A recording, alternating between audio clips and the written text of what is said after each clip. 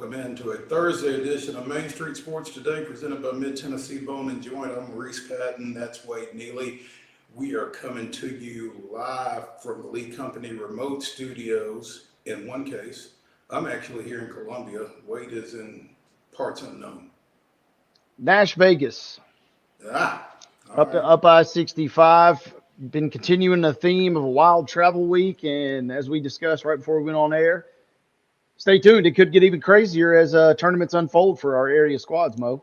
Oh, without question. Yeah, you know it's going to be frequent flyer miles as we get deeper into the high school sports postseason here. So, buckle up. But got a great show today. In our next segment, we will be visiting with Nashville Nighthawks flag football coach Chris Hughes. The American Flag Football League is getting set for its debut professional flag football season, and longtime flag football aficionado Chris Hughes, who night lights, I guess, I don't know, as football coach at Fairview High School, will be joining us. So looking forward to that.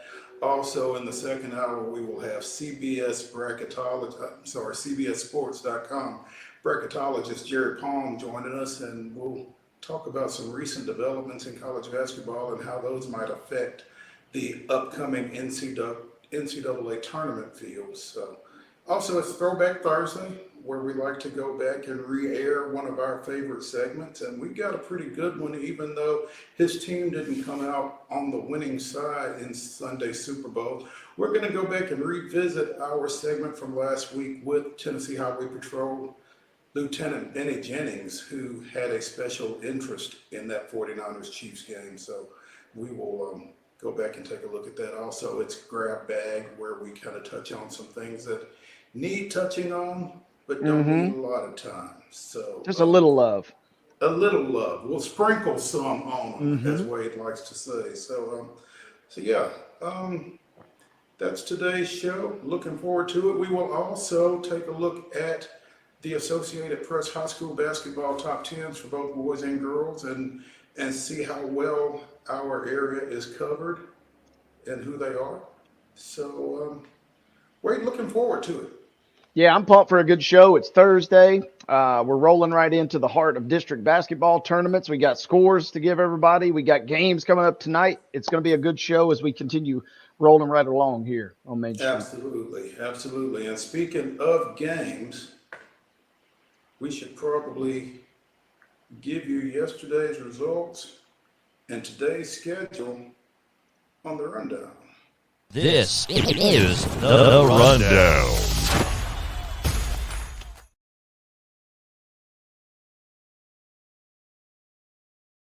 Action from Wednesday night. Christ Presbyterian with a 51-37 win over Ensworth. John Overton defeated Antioch 62-34. Stewart's Creek with a 64-17 win over Laverne. Webb defeated Lipscomb Academy 58-32. And Wilson Central defeated Smyrna 60-42. In boys action, Columbia Academy defeated Clarksville Academy 62-46. Coverage of that one in MainStreetMurray.com or at MainStreetMurray.com.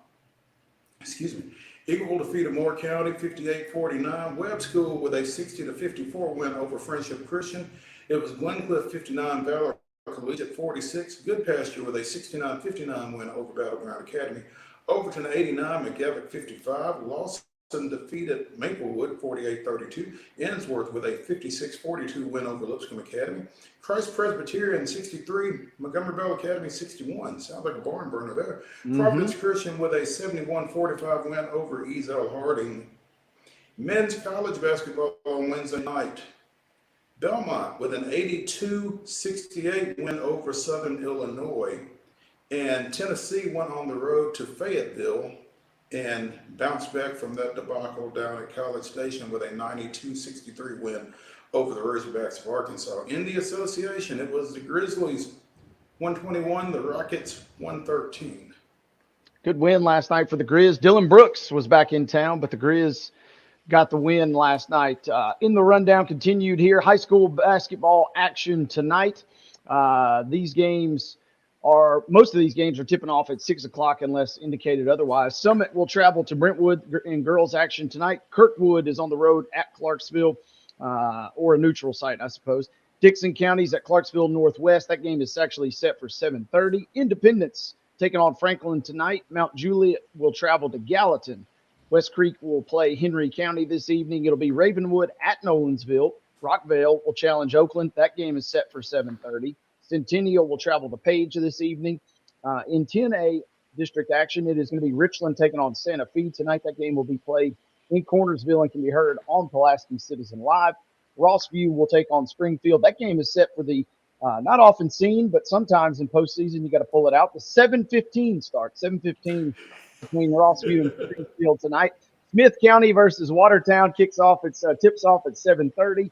Greenbrier takes on White House at 6 p.m. A couple of others in boys basketball tonight. Again, 6 o'clock unless indicated otherwise.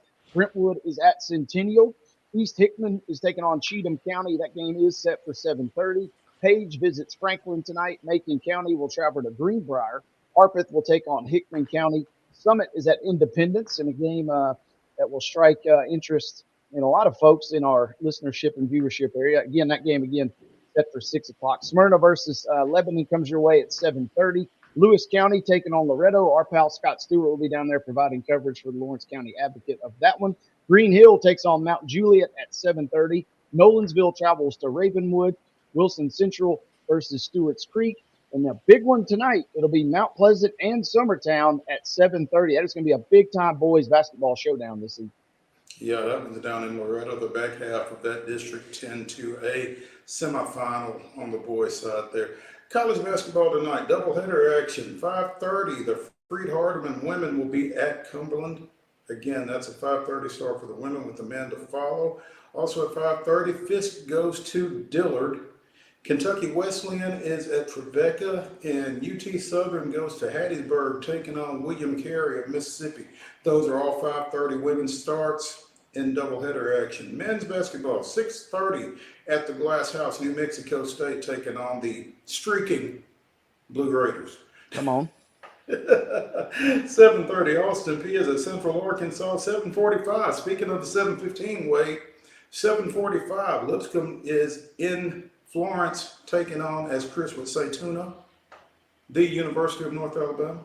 In women's basketball action tonight, 6 o'clock, can Tennessee hand the South Carolina Gamecocks their first loss of the season? We will see at Food City Center at Thompson Bowling Arena. Again, that's a 6 o'clock tip on ESPN as the Lady Vols take on visiting South Carolina. At 6:30, Northern Illinois is at the Curb, taking on the host Belmont Lady Bruins. At 7 o'clock, Middle Tennessee State goes out west, taking on host New Mexico State. And at 8 o'clock on the SEC network, Vanderbilt is at Texas A&M, hoping for a similar outcome to what the men had a couple nights ago against the Aggies. In the association, the Bucks are at FedEx Forum taking on the Grizzlies. That's a 7:30 start, and that one's on TNT. Should be interesting. And on the ice, Stars and Predators, 7 o'clock, can be seen both on ESPN Plus and on Hulu. So check out the Preds. That is your rundown.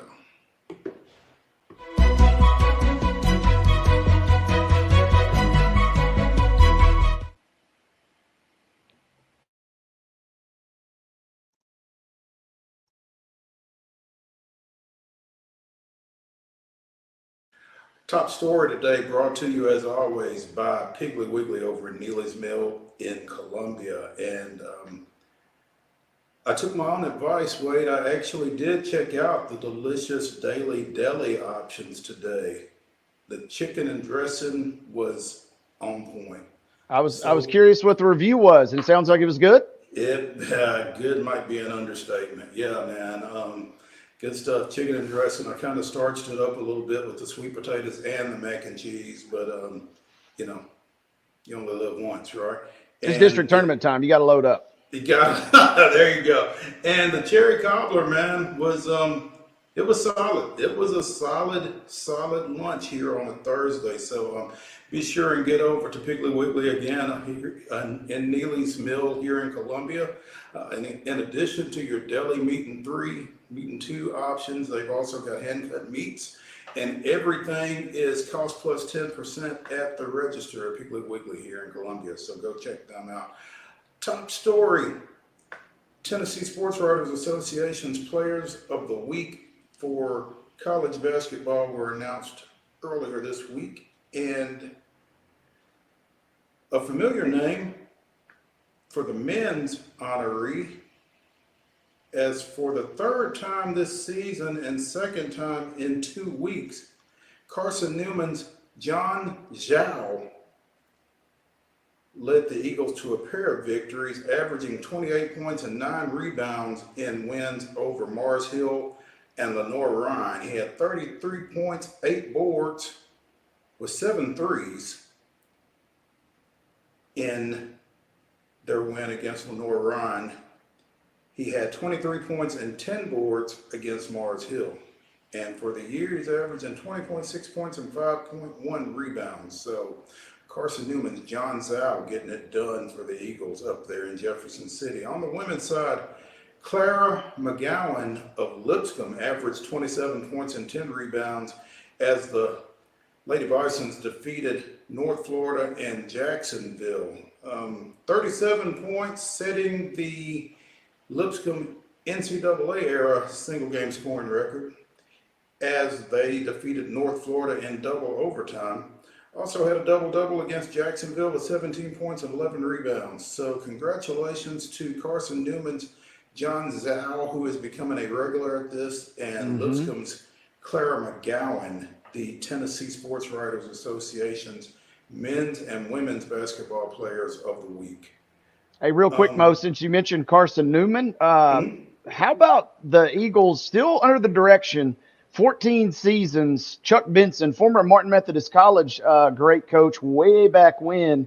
A lot of folks really still reminisce fondly on his tenure there. He is still getting it done at Carson Newman and still recruiting at a high level, it sounds like. John has kind of been a regular in this segment as of late the last couple of weeks. Absolutely. And going back a little further than Martin Methodist, Chuck Benson really made his name statewide coaching the AAU Tennessee Travelers.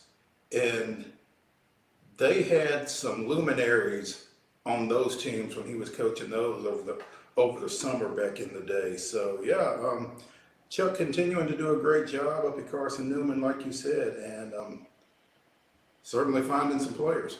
Yeah, talent is not really an issue. Those guys seem to be playing well, 18-6 overall, and getting it done in at the Division II level there. Absolutely. Wade, after we got off the air yesterday, some really tragic news out of Kansas City as they were celebrating their Super Bowl championship, second in as many seasons, having a parade downtown, and a mass shooting. One person killed, and I think as upwards of 20 people were injured in the tragic event, including 11 children. It's indescribable that something like this would happen ever, but particularly in an atmosphere like this. Yeah, and news was kind of coming out.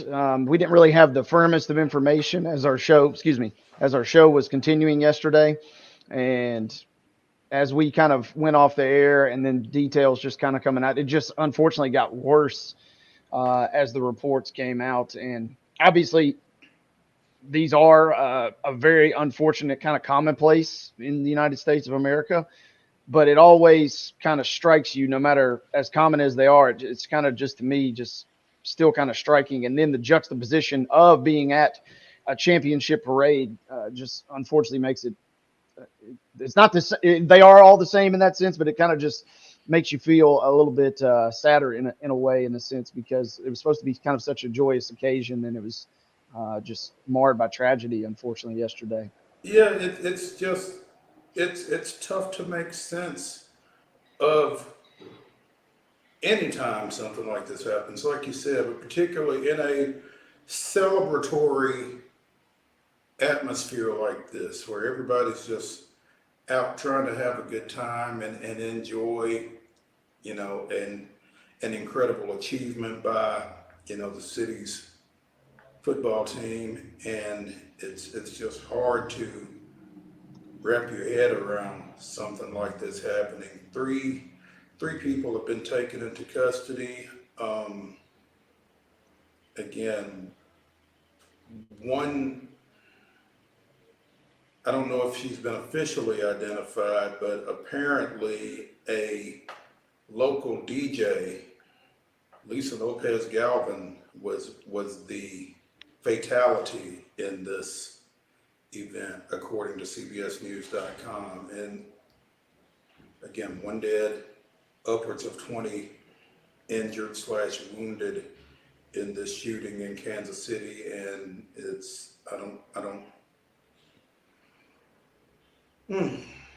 Yeah, not a lot of words, unfortunately. I am reading some reports, and the local police and local authorities have mentioned, take this for what it's worth, but it was a victim of the circumstance of a dispute rather than it sounds like a potential premeditated attack or a terrorist type situation. So obviously we don't know the specifics on what sort of kind of dispute unfolded, but anytime something like this happens, I mean, I hate to say it, but yeah, we just keep talking about it, and you kind of just run out of things to say because things have already been said, and it just kind of unfortunately continues to keep happening. And tragedy kind of strikes again yesterday, during a time that was supposed to be, like you said, kind of very ceremonial and uplifting.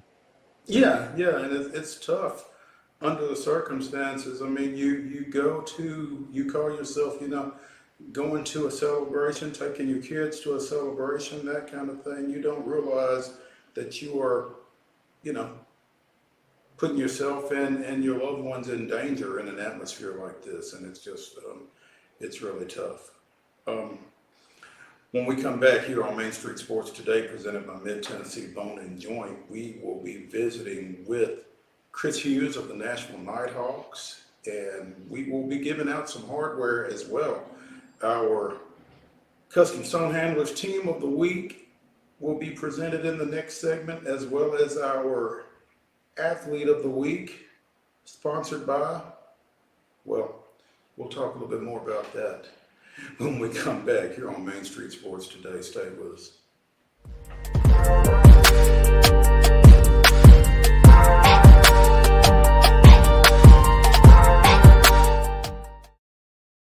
Mid-Tennessee Bone and Joint treats your orthopedic injuries and existing conditions. Our trained physicians will get you back in the game faster.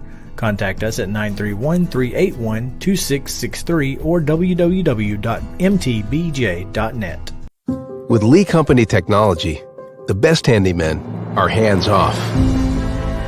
Lee Company techs have been using visual findings and other smart technology tools for years to add transparency and virtually take customers along. You see what we see, whether we're in a crawl space or on a roof. With Lee Company, technology helps us help you, no matter what's happening in the world or at your house.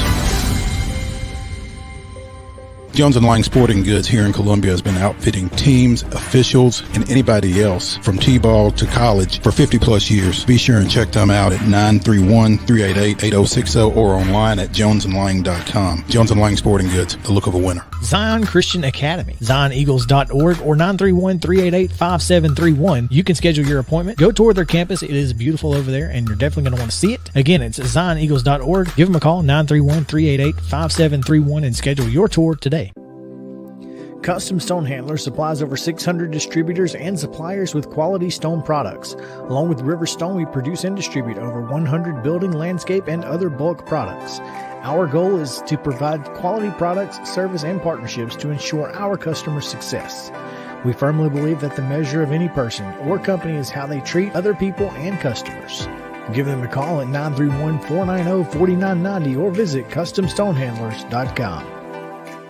Your favorite wine tasting experience is back. The Hendersonville Rotary Club's Wine and Roses Fundraising Gala. Everything you loved and more. Saturday, March the 2nd. Prepare your taste buds for elegant wines, smooth whiskeys, craft beers, and exceptional food. Browse through the silent auction, all to benefit over 25 local charities, schools, and scholarships. Wine and Roses, Saturday, March the 2nd at Our Lady of the Lake Catholic Church, Hendersonville. HendersonvilleRotary.org.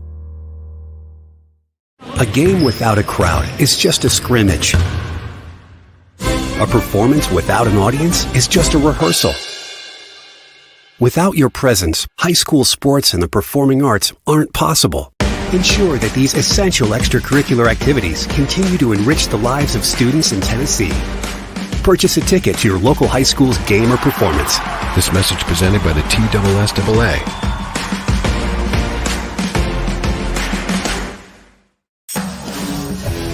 We thrive under the lights. A city of performers. Putting on one heck of a show. Headlining night after night. Welcome to Smashville.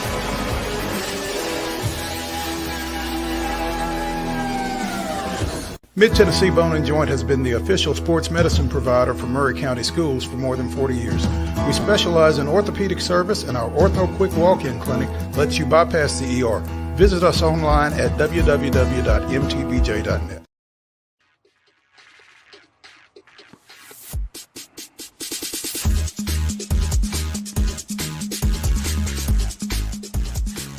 Welcome back to Main Street Sports Today, presented by Mid-Tennessee Bone and Joint. I'm Maurice Patton along with Wade Neely here on a Thursday, Prep Thursday. And we typically have a prep coach in our coach's corner, and I guess technically we do today once he gets in, but we're not talking to him in his prep capacity. Longtime Fairview football coach Chris Hughes is the coach of the Nashville Nighthawks, who will be in their inaugural American Flag Football League season this spring.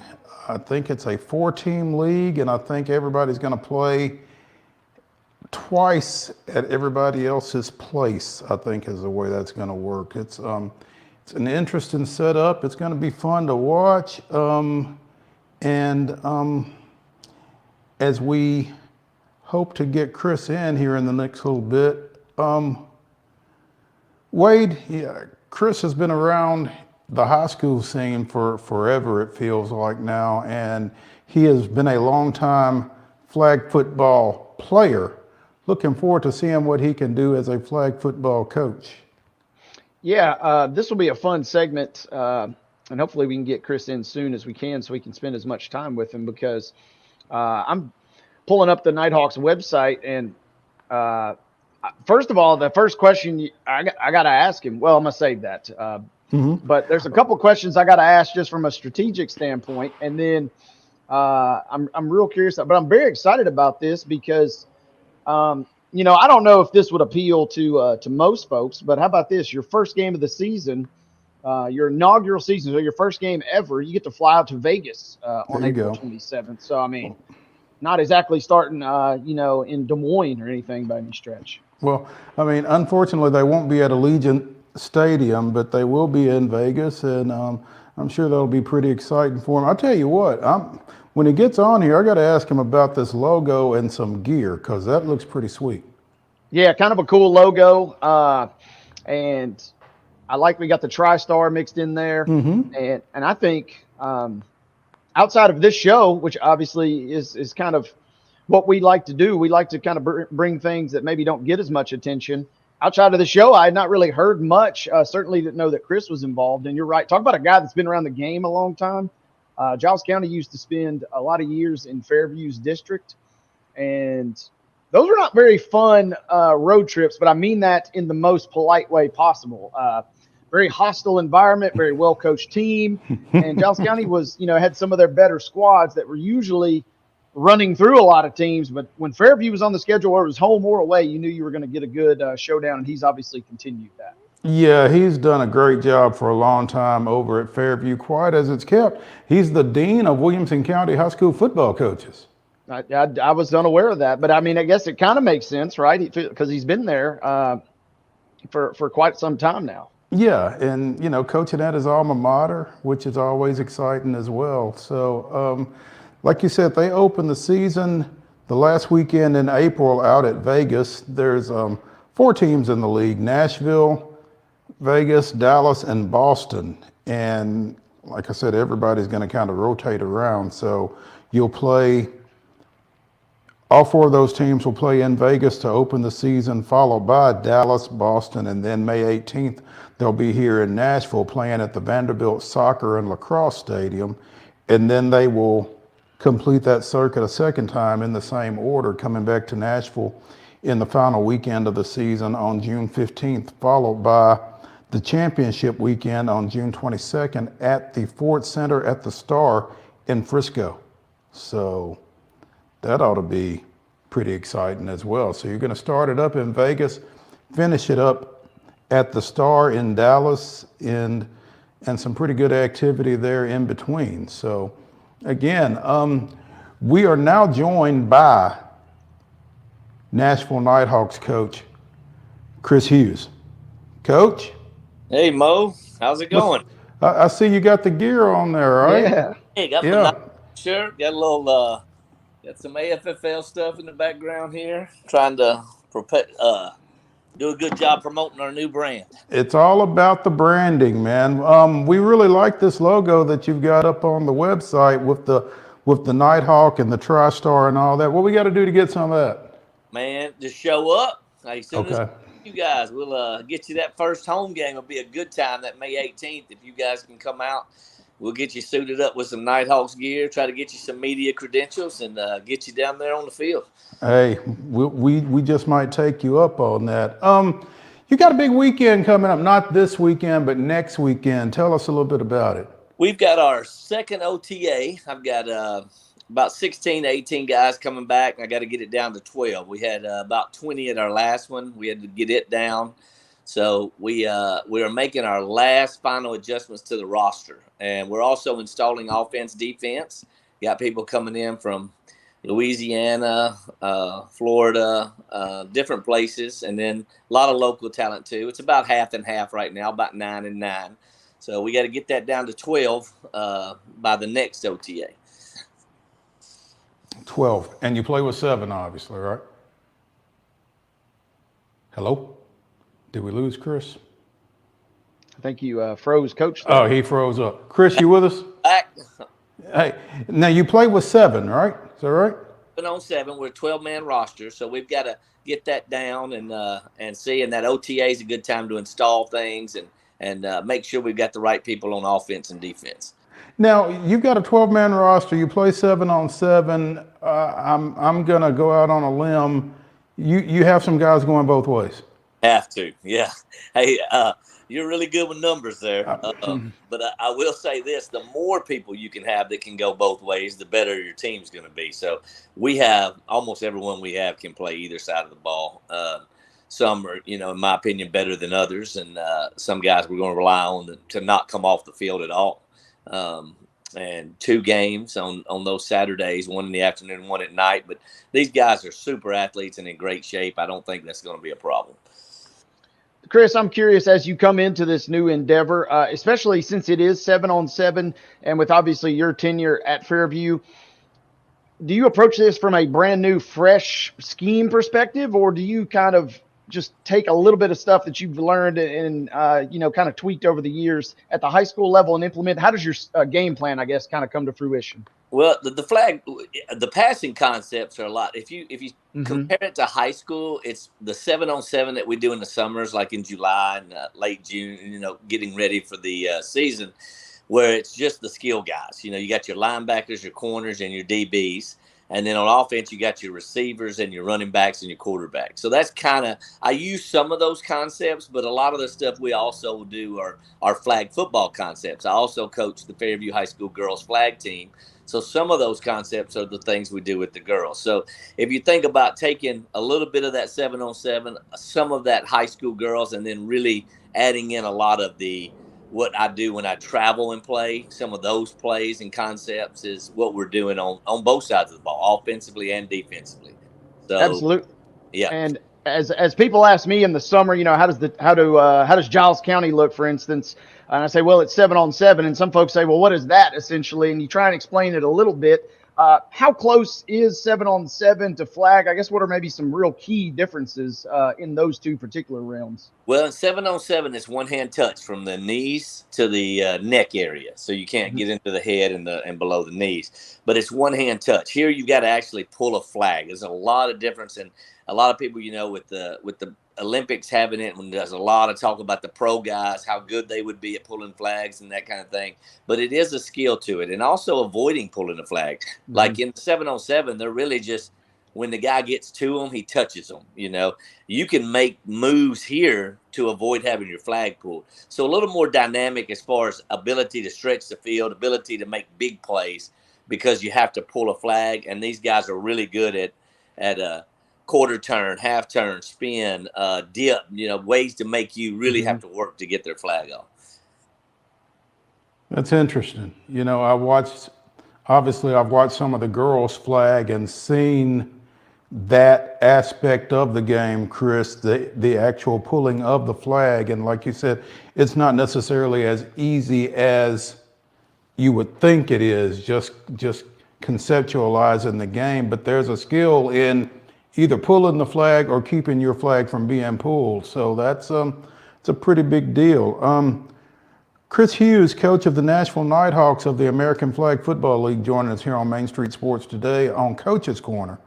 And Chris, how did you find yourself in this position? I mean, you've been around flag, obviously, for a long time. You've been coaching at the high school level in 11-man tackle for quite a long time. How did you wind up coaching professional flag football? Well, I have played flag football since we was at MTSU together, Mo, which was, I don't remember how many years ago. But I've been doing this for over 35 years. I've traveled all over the country playing flag football. So this came about because the AFFL, the league that I'm now a coach in, I entered my team in a U.S. Open tournament for $1 million in 2018 or 19. And they took 128 teams, played a single elimination for $1 million tournament. And it was on NFL Network, big things. And we made it to the final 8. And they almost didn't let me in. So they said, you're too old. You're not going to be. I said, well, a lot of teams you got in, we beat them all the time. So they let us in, and we made it to the round of 8 and got eliminated in Pittsburgh. But that's how I ended up knowing Jeff Lewis, the owner of the league. That's how I had an interview with Tony Saragusa that got went viral, had a lot of hits on it. And then I had a highlight video that was pretty good. So, but my contacts through flag, my friends, the people I know, the people I play with, I know almost everyone that's anyone in the flag football world. So the AFFL called me and said, hey, would you like to be, I'm pinching myself, Maurice. I'm about to get paid to coach a sport that I absolutely love and would do for free. So it's unreal. It'd be like if somebody called you, Mo, and the favorite thing you like to do, they're going to pay you to do it. Wouldn't that be an awesome thing? It would indeed. It would indeed. The Boston Brigade, the Dallas Ocelots, and the Las Vegas Lucky Sevens will be joining the Nashville Nighthawks in the inaugural season of the American Flag Football League. Chris, what do you think about this, this concept of professional flag football and the way they're starting it? And what do you think the plans are past 2024? Well, I think the league has to be able to sustain itself. We need fans, which is where you come in, getting the word out. I think it's really going to be big, Maurice. What I think you'll see is a lot of the youth, the young people that play flag, that are in the West Nashville sport leagues, that are in mid-state sport leagues, that are in Williamson County sport league, different leagues all over the state. I think those young guys are going to want to come out and see this, and we're going to try to be a presence in the community, be around those guys and let them know. And I think that, if you look at it, there's going to be a ton of guys this year that are going to get into an NFL teams summer. They're going to get a tryout. They're going to get to go there. They may not get drafted, but they're going to get into that camp. And when they get cut, you got to go to work. Well, here's a chance for those guys if they, can try out for a pro flag team next year. So I think the longevity of it is us putting, selling tickets and having an interest in it and watching. But flag football is growing, Maurice. It's the fastest growing sport. It's past soccer. It's going to be in the Olympics. You see the NFL guys playing the Pro Bowl. They're playing flag. The women's game is growing tremendously. I expect to have pro women's flag eventually. So I just think the longevity of it, it's a sport that people were going to like to. If we make it like I think it is, you're going to see some crazy good athletes, some crazy plays that we're hoping excites people and gets people to come out and watch. Absolutely. And I think a lot of the potential growth coach for this is going to come from those viral, undoubtedly, if you've watched any flag football, you just jaw drops when you see a guy just absolutely juke a couple of guys out of his shoes. And so I think those clips will definitely potentially help the growth. I'm curious, you kind of mentioned a little bit about your roster, but kind of maybe just speak to it a little more, especially kind of some local flavor, or as much as you can, I suppose, at this point, because that kind of could be a unique selling point too in terms of fan interest. It is. One of the best local players is Michael Green. Played at Cumberland, Cumberland College. So here's a guy that's, Cumberland University. Cumberland University. Yeah, they get upset when you call them college. So yeah. I had to correct myself. I've been to Cumberland University this year to watch a couple of my old guys play. So, but I will say this: he's one of the best players around. And again, you're talking about NFL type speed, NFL type talent, just maybe not as big. So those guys, like you were talking about Giles County, some slot receiver that can't go to college because he's 5'5" and 140 pounds, can come in here if he's quick twitch and can fly. He can make an impact in flag football. So Michael Green is one, a guy that played for me here at Fairview and then went to college and played, and now he's back. Nick Harvey, he is one of the best players in there. He's going to be on the team. Gerodis Williams played the NFL for 3 years, married a BGA girl, lives in Nashville. He'll be on the roster, very electric guy. And those local guys are really good. But I have guys coming from Florida. Mark Sexel, our quarterback, I feel like he's the best player in the country. And Velt Brown, one of the most electric young players, just can stop and start on a dime and go full speed. It's crazy to watch it and to just see how athletic and how fast the flag football game is played. Chris Hughes, Nashville Nighthawks flag football coach, joining us here on Main Street Sports today on Coach's Corner. Chris, Yao and I, when we are on here, whenever we're talking about football, eventually the phrase gets used that it's a quarterback-driven league. Is that the same in flag football, in professional flag football as well? You mentioned Mark Sexel. I mean, is that going to be the case here as well? He is a key. The difference in this, Maurice, is that the quarterbacks you see in the NFL that a lot of people don't give a lot of credit to. I'll give you an example. Lamar Jackson, great quarterback. I think he can throw the ball as well as just about anybody. But all you ever hear about are his legs. He's able to run. He's able to do this. He's a running quarterback. Well, in this league, you need to be a running quarterback. You need to be able to avoid the rush. You need to be able to find receivers. You've got to be able to throw and run. So if you ask me in NFL who would, come to the flag game and be dynamic, Michael Vick has played in this league. And he's a great one. Lamar Jackson is somebody now I think would be absolutely electric. Jalen Hurts. So those are the kind of guys. But you're going to see the guys like that in smaller bodies. Like Daryl Hoosh Doucette is one of the most popular flag players. He's quarterbacking for Vegas. Hoosh is electric with the ball in his hands. He can throw it. He can run it. He can spin. He does so much, and it's going to be so. But you better have a good quarterback that can run and can throw and can make good decisions. So, I think in any football, even Maurice, when I go watch my young kids play, the high school girls, my son's 11U team, the team with the best quarterback is usually right there in the mix of things. So this schedule, again, Chris, you open up April 27th out at Vegas. I guess those will be double headers every date? Every date will be 2 games. There'll be an afternoon session and an evening session. So you can get tickets to either one. And it'll be different opponents. So you may see Boston play Nashville in the afternoon, and that night Boston and Vegas will play, and Nashville will play Dallas. So you'll have back-to-back games. But the cool thing is you can watch two flag football teams play full professional games within a 3-hour block or less, which, you know, sometimes those games can get kind of long, even at the Titans games, you know, if it's, you know, those games can last a long time. And we're trying to get it in because this will be televised, and we've got a contract with Brinks TV to put the games out, and which is a new thing. They're hitting a lot of sports venues, but I think that it will be a great family time to come out to an afternoon session, a night session, and it is going to be family-oriented, kid-friendly. It's going to be everything that you would want to take your kids and cousins and high school friends and all of that stuff to come out and watch some pro flag football. I think it's going to be very entertaining, and I expect it to really take off, Maurice. You know, 3 or 4 years from now, we may be talking again, and this be at a whole different place.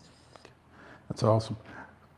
Chris Hughes of the Nashville Nighthawks joining us here on Coach's Corner on Main Street Sports today, presented by Mid-Tennessee Bone and Joint. To find out more about the Nighthawks, you can go to www.affl.com/Nashville Nighthawks.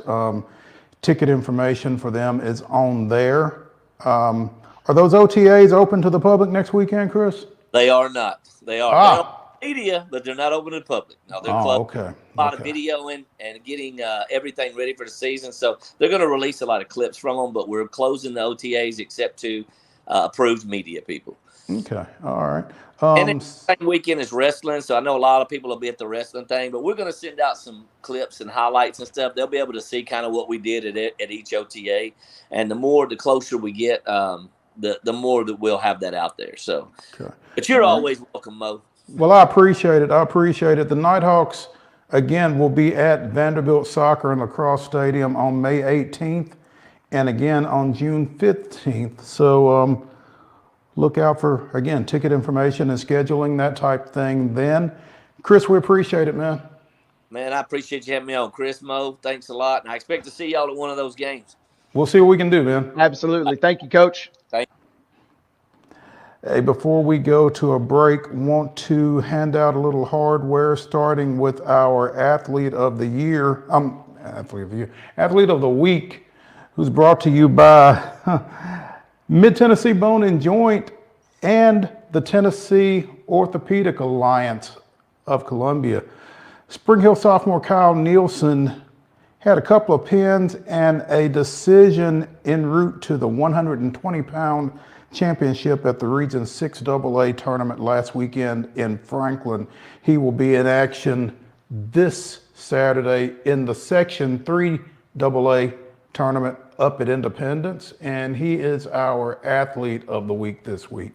So congratulations to him. Also, our Custom Stone Handlers Team of the Week is Columbia Academy. They won the Division 2A District 3 championship, the tournament championship, Saturday night in double overtime against Battleground Academy up at Grace Christian. They won 3 games in that tournament last week. They have now won 12 straight, counting last night's region quarterfinal victory. So the CA Bulldogs boys basketball team is our Custom Stone Handlers In to Win Life Team of the Week. Congratulations to the Bulldogs. Congratulations to Spring Hill sophomore Kyle Nielsen. And we will talk a little bit more high school basketball when we come back here on Main Street Sports Today, presented by Mid-Tennessee Bone and Joint. Stay with us.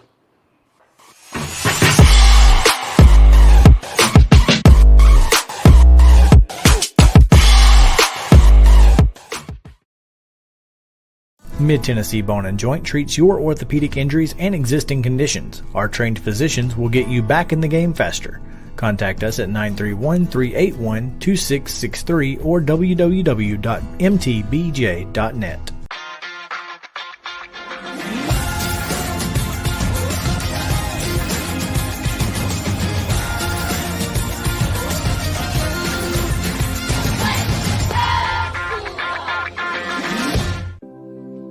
Custom Stone Handler supplies over 600 distributors and suppliers with quality stone products. Along with River Stone, we produce and distribute over 100 building, landscape, and other bulk products. Our goal is to provide quality products, service, and partnerships to ensure our customers' success. We firmly believe that the measure of any person or company is how they treat other people and customers. Give them a call at 931-490-4990 or visit CustomStonehandlers.com.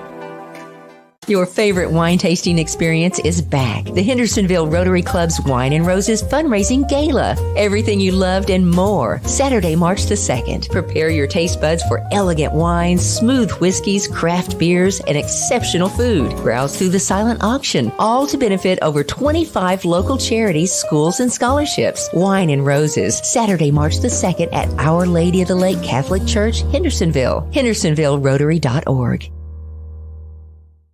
A game without a crowd is just a scrimmage. A performance without an audience is just a rehearsal. Without your presence, high school sports and the performing arts aren't possible. Ensure that these essential extracurricular activities continue to enrich the lives of students in Tennessee. Purchase a ticket to your local high school's game or performance. This message presented by the TSSAA.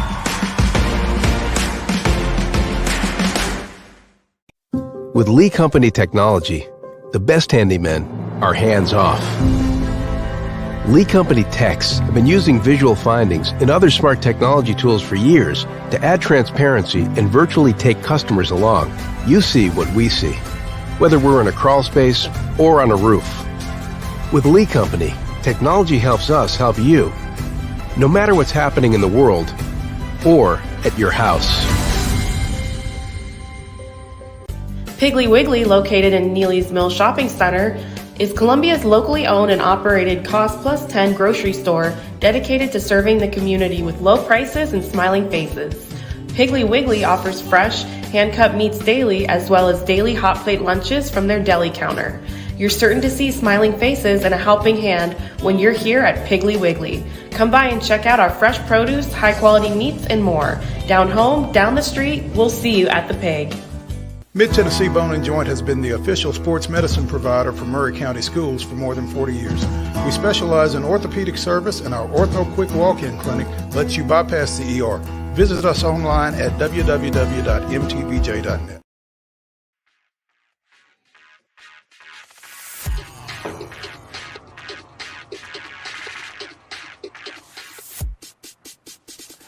Welcome back to the Thursday edition of Main Street Sports Today, presented by Mid-Tennessee Bone & Joint. I'm Maurice Patton. That is Wade Neely, and we're taking a look at this week's Associated Press Top 10 boys and girls basketball polls. We'll start on the boys' side, where Cordova, Bartlett, Cookeville, and Siegel continue to occupy the top 4 spots in the Class 4A poll. Cordova taking all 10 first-place votes this week. Independents moving up from 8 to 5 behind Mr. basketball finalist Jet Montgomery there. Bearden coming in at 6, holding at 6 from last week. Hillsborough moves up a couple of spots from 7 to 9. Ravenwood drops a spot from 7 to 8. Ray County and Beach rounding out the top 10. Wade, I don't know how much 4A basketball you've seen this year, but any thoughts? I haven't seen a ton. The only real bearing frame of reference I have is I know Ravenwood came down to the Richland Christmas Classic, played both Richland and Santa Fe, and seemed to be playing well at the time. And the scores that during that time were relatively close, so I had assumed maybe Ravenwood not doing as well this year, but I was pleasantly surprised to find out that, they not only have been playing well, they've been playing really well. So very nice to see them checking in at 8. Cordova taking all 10 of the first place votes with just the one loss. It feels like we hardly ever see it just truly be all chalk at the end of this thing, but it seems like there's certainly going to be a team to be dealt with going in to potential run to Murfreesboro. Absolutely. You mentioned that Ravenwood team. They are hosting the District 10 4A tournament once it gets to the semifinals. They start with quarterfinal action tonight, and then they go semifinals on Saturday. And again, it'll all be there at Ravenwood, so that should be some interesting competitive basketball there for sure, with two top 10 teams on the boys' side. In 3A, you've got Fulton again at number 1, again taking all 10 of the first place votes, followed by Fayette Ware, which is tied with Dyer County, a couple of teams from out west there. Mumford at 4, tied with Upperman. Ridgeway coming in at 6, up 2 spots from 8. Bolivar falls from 3 to 7. Lawrence County falls from 4 to 8. Davy Crockett and Dyersburg rounding out your top 10. And Lawrence County, Wade, is a team that you do have some familiarity with. Yeah, this is a very, very strong Lawrence County team. They have stumbled just a couple of times, which is why we see them slide from being in the top 5 there to 8. But the thing about Lawrence County, they remind me of a little deeper and a little bit stronger and taller Giles County team from last year that obviously made it to the Final Four. And when I say that, they can beat you with a number of different players. And if one kid is not having a great night, there's usually 2 or 3 backup options. They seem to be very unselfish. So I find them potentially in line to make a run. And two quick things. Fulton, they're 26-2, and again, they got all 10 first place votes. One of their only 2 losses came to Murfreesboro Central Magnet at the Page Christmas Classic earlier this year, and that had snapped their long unbeaten run after winning it all last year. So 3A seems like it could be pretty wide open. And Mo, I'd be remiss if I finally didn't mention. I don't think they did it on purpose, but you just got to love seeing Lawrence County and David Crockett side by side. Right next to each other there. Yeah. And, you know, what do we got to do to potentially get those teams to eventually play each other, or maybe in Murfreesboro? There you go. There we go. If it's going to, if nothing else. Absolutely. In 2A, Douglas out of Memphis is your number 1 team, still 27-0. They grabbed 8 of the 10 first place votes. The other 2 going to second place, Gatlinburg Pittman. Tyner at 3, Kingston at 4. All 4 of those occupied those same spots a week ago. Ripley moves up a couple of spots to 5, followed by South Green, Westmoreland. Grundy County and Whites Creek are tied at 8, and Camden at 10. Also receiving votes, Loretto and Mount Pleasant. Just beware of that, because those 2 are kind of on a collision course. They both play semifinal games in 10-2A tonight down at Loretto. The host Mustangs taking on Lewis County, and Mount Pleasant looking to beat Summertown for a 3rd time. And if they both win, then they would play in the championship game of that district on Saturday night down in Loretto. So yeah, 2A looks very stacked as well. Douglas, who is the team that eliminated Giles County last year in the 2A semifinals, they're unbeaten. They basically returned everybody from last year, which is kind of scary. So 2A is kind of on notice, even though Douglas didn't win it all last year. It looks like they could make a deep run. But you make a great point, Mo. I love that Loretto and Mount Pleasant both represented here. They played so well all season, and you said it best. They are on a collision course. I would not be shocked if they see each other maybe even twice during this postseason, potentially. That's the way it's kind of looking out, right? Yeah. It wouldn't surprise you at all if it played out that way. In 1A, Harriman moves to the top, is at the top of the 1A poll for a 2nd straight week. They got 8 of 9 first place votes. Union City with the other one, they are number 2, up from 3. Santa Fe, which had been number 1 before an unfortunate ankle injury by Alden Slaughter, back up to number 3 now. 20-4 are the Wildcats. Pickett County at 4, Humboldt, Middleton, Chattanooga Prep, Houston County, South Pittsburgh, and Memphis Academy of Science and Engineering, MACE to some. Round out your top 10 in 1A. In Division 2A, you've got Briarcrest, Knoxville Webb, Pope Prep, Brentwood Academy, and Baylor.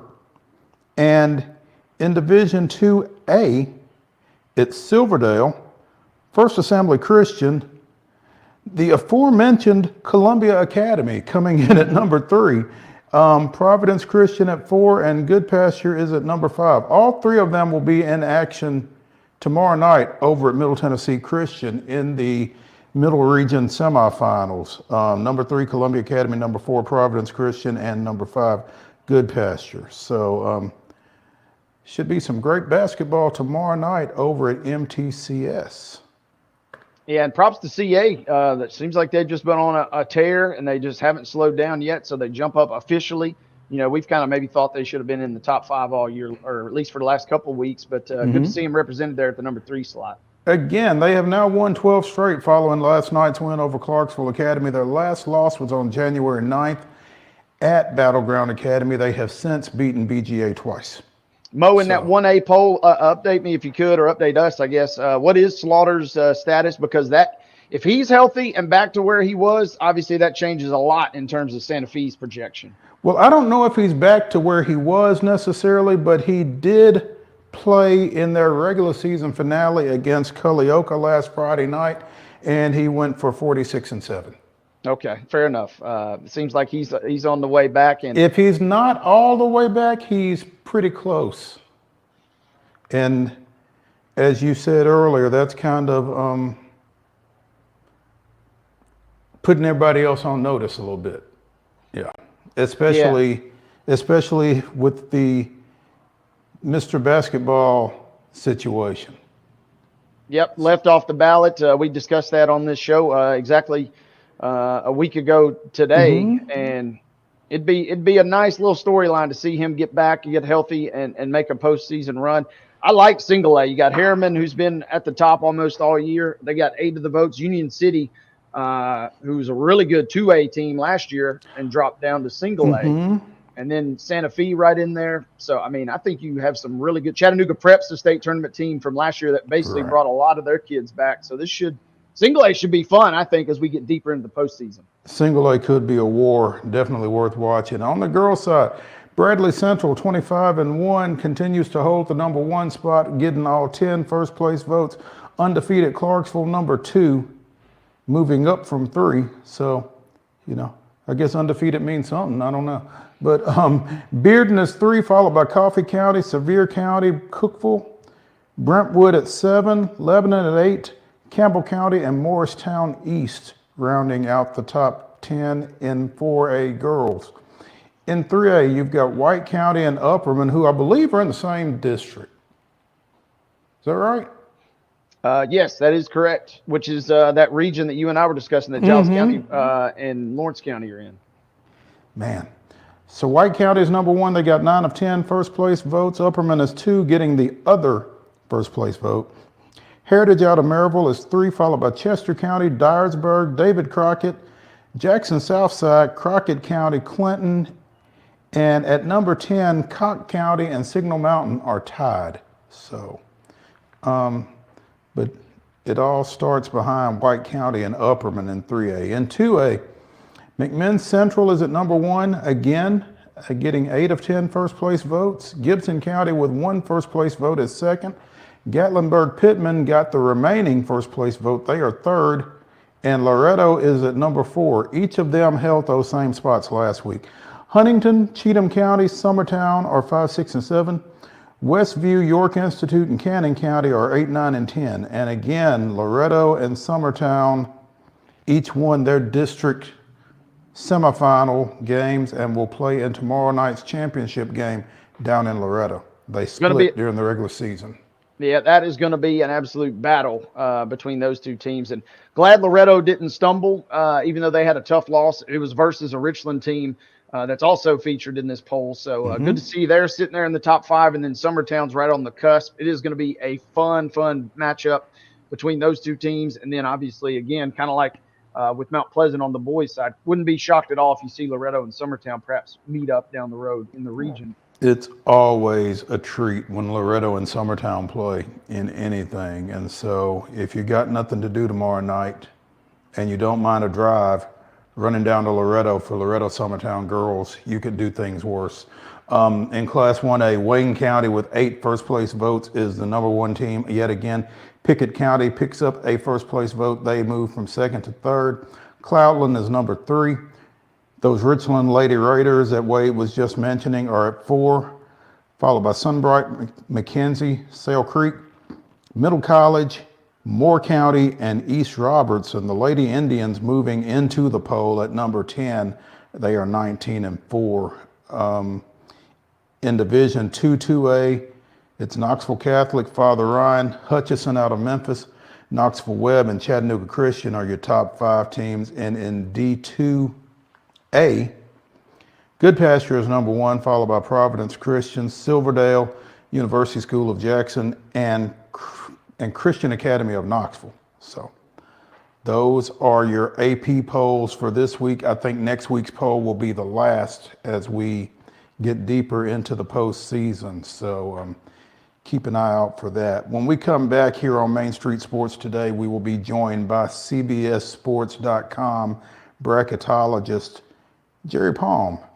He's going to tell us who's where now. So stay tuned.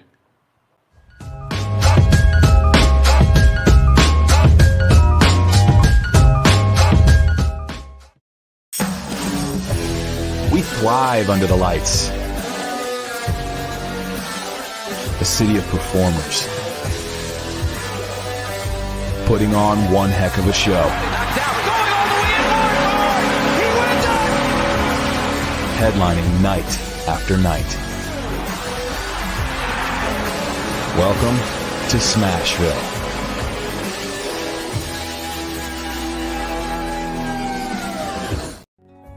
Since 1975, Mid-Tennessee Bone and Joint Clinic has treated the orthopedic needs of Middle Tennessee residents. The trained physicians provide surgical options and minimally invasive options to treat all orthopedic needs. The walk-in clinic, OrthoQuick, helps you bypass the ER while treating sports injuries and acute needs Monday through Saturday. Visit MTBJ online at mtbj.net or on social media at Mid-Tennessee Bone Joint Clinic. I'm Maurice Patton, and on Main Street Sports Today, we bring you the voices of your favorite teams from preps to pros. Otherwise known as the VOT, Mike Keith. The bottom line is we can teach Will Levis woke. I just don't know who's going to work with you on your base stealing now that EY's gone. Well, that has nowhere to go but up. And I was just like, oh, guys, not again. Can we just bury that, burn that footage, and not bring it back? No. No. Thank you. We'll keep it going past the All-Star break, and looking forward to seeing how the rest of the season plays out. There's always a good story to tell. Can you guess where I am today, Mo? Where am I? It's not Reese Smith Field, is it? Yeah. So anytime you play Chicago, you want to win. That's just you got that right, and that's bottom line. Be a buzz. When you're walking the dog, you keep the bags that you need for the dog in the bag, and you don't even have to wear it. You can just hold it, which is what I do when I walk the dog. So I think the fanny pack probably needed a little rebranding. It did. It really did. On your show logo, we've got to get a puck in there. There's a basketball. There's a football. There's a baseball. Maybe not a puck. How about Mo brandishes a hockey stick? Tune in daily at 2 p.m. on Main Street Media TV.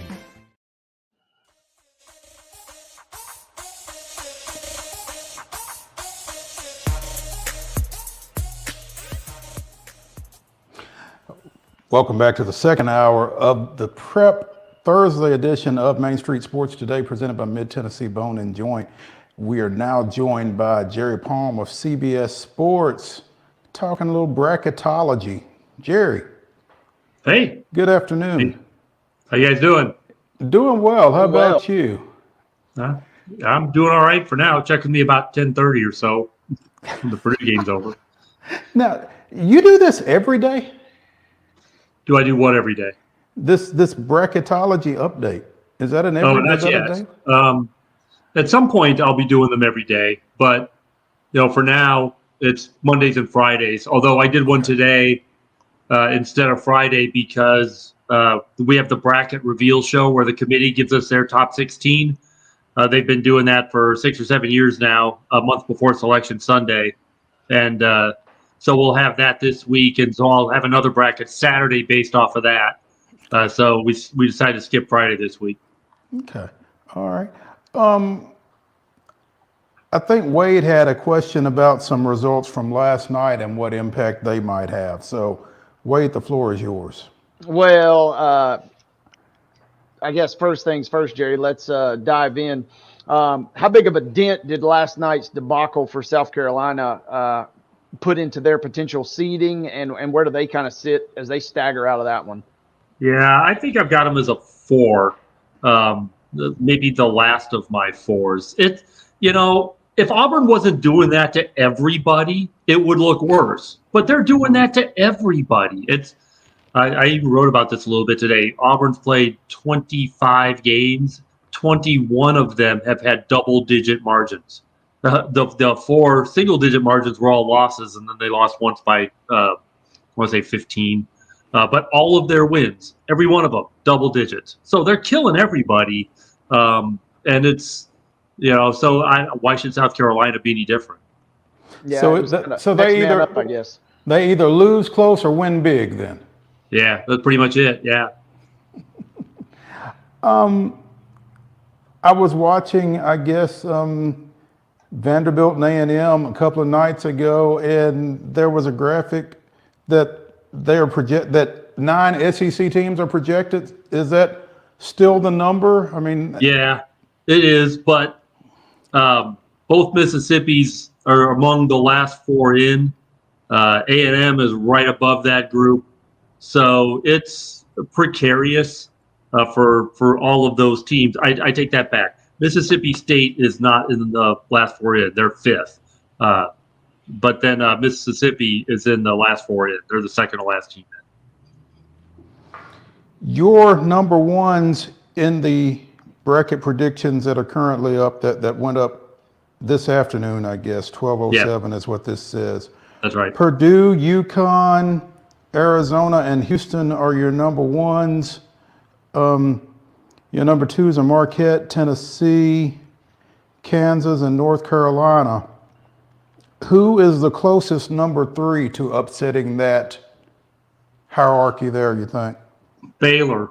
In fact, I almost put Baylor up there ahead of Kansas. Kansas has had a rough go on the road in conference play, where they seem to be losing to just about everybody, and including the lower teams in the league like West Virginia. Their worst loss of the season, the road loss for Kansas. So they really struggled in conference play away from home. But it hasn't been enough yet for Baylor to surpass them. But that's pretty close. The ones are pretty solid though. Purdue, Connecticut, Houston have been up there now for a while. The 4th spot's been a revolving door. Currently Arizona, and that could change. It's been pretty fluid, but Purdue, UConn, Houston, in that order, has been pretty solid for a while now. It feels kind of tough to ding anybody for getting beat on the road because everybody seems to be getting beat on the road. Well, right. I mean, if everybody is getting beat on the road, then it won't stand out if you get beat on the road, right? It's the teams that are able to win on the road are the ones that'll stand out. Yeah, this year's been really tough. The percentage, I think, for top 10 teams against unranked opponents is like half what it usually is in terms of wins on the road. That's been a weird year for that sort of a thing, and you can't say it's a trend. 1 year's not a trend, but it's definitely been a rough year for the higher rated teams when they hit the road. Jerry, coming out of that Texas Tech Kansas game, I guess I got 2 questions, and you kind of touched on one. Worst loss for Kansas or better win for Texas Tech, I guess? And then also kind of looking at Texas Tech's schedule, they're sitting right near the top. Is that a win that can do they potentially, if Houston kind of stumbles, or even, I guess, Iowa State, do they have a chance to maybe make a sneaky run at the regular season title in the Big 12? Oh, they might. I don't really pay attention to the conference standings. I know it's going to sound weird, except, where Purdue's involved, I guess I do. But but that's the fanboy. That's not the bracket guy. The conference standings are not criteria for selection and seeding in the NCAA tournament. Conference standings are kind of useless. However, Tech's a game back. So, they're in position with 3 weeks to go in the regular season to possibly end up winning the league. And I think that would be one of the bigger surprises of this season if they were able to actually pull it off. And then I guess, yeah, that would, in theory, I suppose, potentially maybe as you kind of glance at their stands, a lot of folks maybe have them around a 6 or 7 type realm. How high could Texas Tech maybe potentially ride some of this momentum, even though I know Kansas is a little dinged up, but they got a huge win the other night? Yeah, if Tech were to get hot and stay hot, and actually make a significant run, I mean, they've got games at Iowa State, they get TCU and Texas and Baylor at home. They have 3 other road games against non-contenders in the league, so if they can get hot and make a run to the top of this thing, they can get, into the 3 seed type territory. I don't know if they can do much better than that, but maybe if they win the conference tournament. They've lost too many games, though, right now to really be considered for a 1. Jerry, other than the prestige of it, how much difference is there in a 1 and a 2? And I ask you this because, there was some thought that UT might be able to get to a number 1 a couple of weeks ago, right before they had that loss at home to South Carolina. I mean, is the difference between 1 and 2 that significant once you get into the tournament? It is in the first round because the 16s are significantly worse than the 15s. At that part of the bracket, the lower seeded teams, 13, 14, 15, 16s, the gap between the teams and the lines are much greater than once you get to like the 12s on up. So yeah, for the first round, it's an advantage. The second round, after that, it's all kind of a crapshoot. But for the first round, it is, yeah. Also, the nice thing about being a 1 seed versus a 2 is that you're pretty much going to get geographic preference as a 1. As a 2, you might get moved out of a preferred spot because the 1 in your region might be a team in your conference or there's some other conflict involved. So the higher up you are, the better geographic preference you get. That said, Tennessee as a 2 in Memphis wouldn't be awful. No, that's about as good as Tennessee can get in terms of geographic preference. Is getting to start the tournament in Memphis. Now, again, talking about Tennessee, they are 18-6 now with that win last night over at Arkansas. Obviously, their non-conference schedule was sadistic. Very good. Yeah, but that's it. I mean, is that going to keep them off the 1 line? I mean, if they were to somehow win out, is there a path to 1 for them, do you think? Sure. The Tennessee, Arizona, Marquette, Carolina, Kentucky, I'd even throw Baylor in there, all have a path to a number 1 seed because there's not that much separation among that group of teams. So if somebody does get hot, and right now the 4 spots are revolving door because nobody is hot, but if somebody does get hot, at some point you have a chance to push to that top line and maybe not even be the 4th overall number 1. You might be able to push to number 3, and if Purdue or UConn were to collapse at some level, maybe even higher than that. But it's going to take consistently good play over time to separate from the pack of teams trying to run away from the 4th number 1 seed. Jerry, I got to ask you kind of a hot button or hot topic as of late was obviously a discussion about Indiana State, and with the loss the other night, did that pretty much, how close were they to pretty much needing obviously just to win the tournament to get in, and did that loss the other night really officially kind of write that into formality there that they got to win this tournament now? That's a tough loss to overcome. They don't have a win over a team that's going to be in the tournament. They played Alabama and Michigan State on the road in non-conference play. Weren't able to win either of those games. So really, they had played a decent schedule. They didn't have a bad loss or anything remotely resembling a bad loss, and then they take a quad 4 loss at home. That's going to be hard to overcome in terms of an at-large berth. I'm not going to entirely rule it out, but that, when you're a team like that, Grand Canyon's another example of a team that could maybe find itself in an at-large position if it needs it. Having that kind of a loss really hurts. I was just going to keep it kind of a little touch local. coming down the stretch here, what about Memphis's chances as far as making a little run down the stretch? How do you grade them, and where do you potentially grade them? Yeah, Memphis is in my first 4 out. The metrics hate them, or at least the margin of victory based metrics hate them. Ken Palm, the net, they're have them in the 70s. The resume, ones that don't consider margin of victory are more kind. But that 4-game losing streak that started with blowing a big lead against South Florida really damaged Memphis's profile, and unfortunately now it means they about have to win out. I mean, there aren't a lot of games left they can afford to lose. They got a 2-game road trip with North Texas and SMU, and those are good teams. They're not tournament teams, but they're good teams, and you got to play them on the road. And now you put yourself in a position where you really have to win those games. They still have home and home with Florida Atlantic left. They're probably going to have to split those games at a minimum, and they can't afford to lose to anyone else at this point. So they've really dug themselves a hole that was, really kind of unnecessary. But they've battled back. They've won, I think, 3 in a row now. After that, against lesser teams in this league, but those were the teams that were beating them before, so that's an improvement. But now we'll find out if Memphis is really righted the ship this weekend when they play at North Texas at SMU.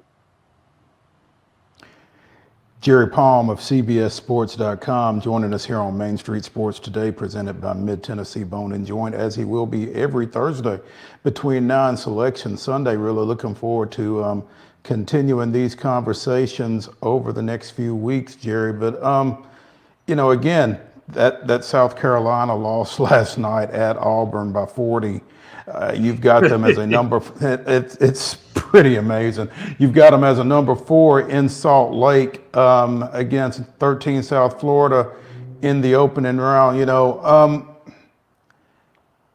I guess it's tough to penalize a team for 1 game, and what they've done over the long stretch of the season to this point has been really impressive, particularly for a team that didn't show you any signs of any of that last year. What do you like about this South Carolina team? Yeah, I like their moxie a little bit, although it kind of went away last night. But it's a team that fights hard, and they're not going to lay down. Now Auburn beat them down last night, and that's unfortunate.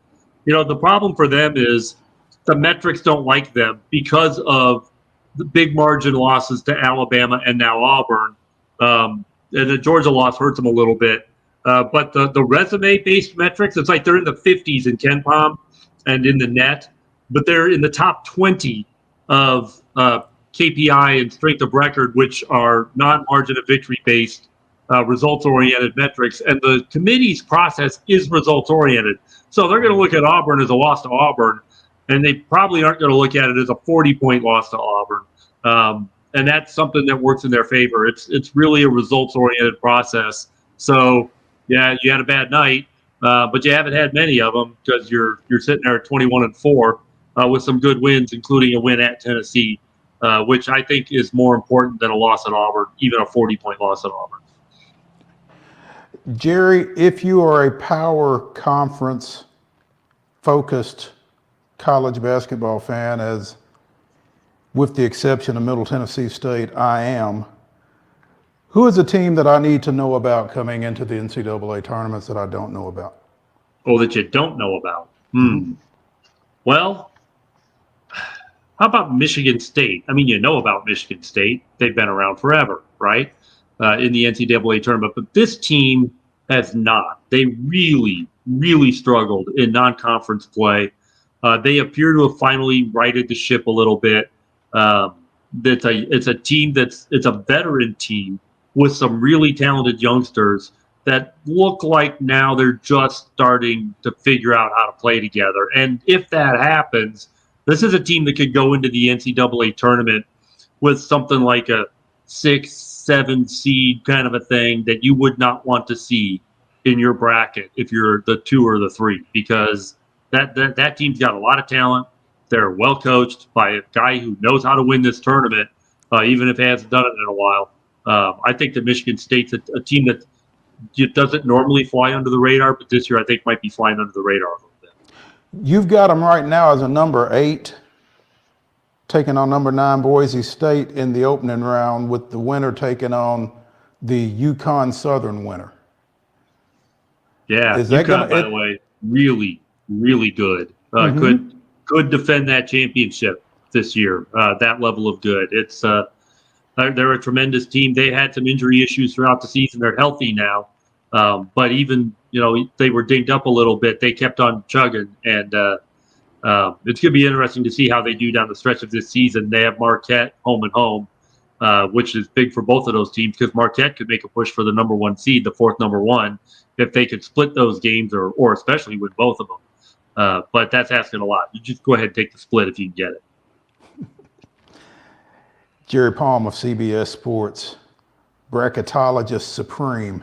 Jerry, we appreciate your time, man. Hey, sorry, real quick, Jerry, I got to ask you, because based on your background, I'm going to make a quick assumption here, but I got to ask you, take the bracketology hat off for just a moment, put the fan hat back on.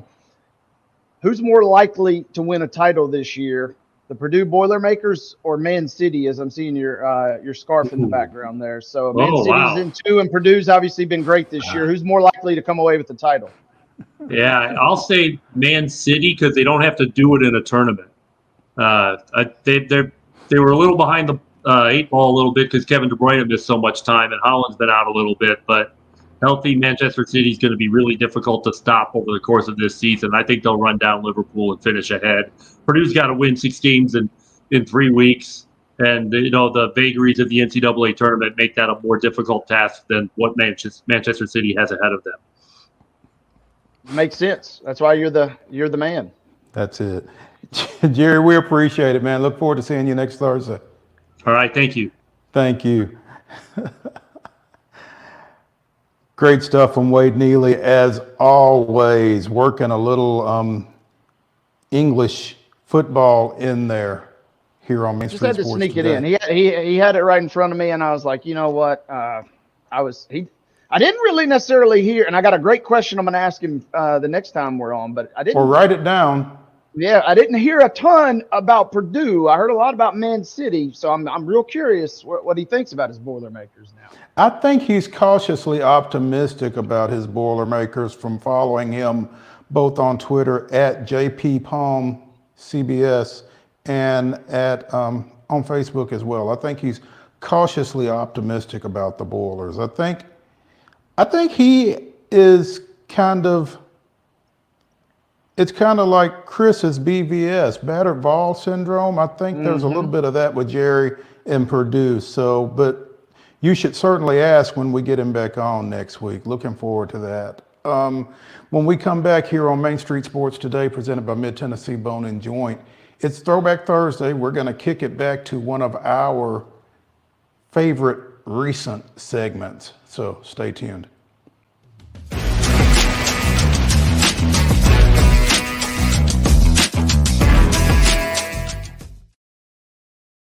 Mid-Tennessee Bone and Joint treats your orthopedic injuries and existing conditions. Our trained physicians will get you back in the game faster. Contact us at 931-381-2663 or www.mtbj.net. With Lee Company technology, the best handymen are hands-off. Lee Company techs have been using visual findings and other smart technology tools for years to add transparency and virtually take customers along. You see what we see, whether we're in a crawl space or on a roof. With Lee Company, technology helps us help you, no matter what's happening in the world or at your house.